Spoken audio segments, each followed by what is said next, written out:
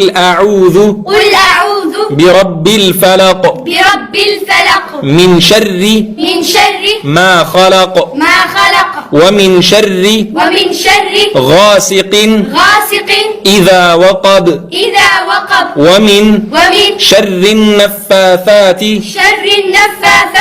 في العقد ومن شر حاسد إذا حسد.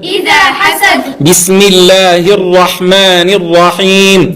قل أعوذ برب الفلق من شر ما خلق ومن شر غاسق إذا وقب ومن شر النفاثات في العقد ومن شر حاسد إذا حسد.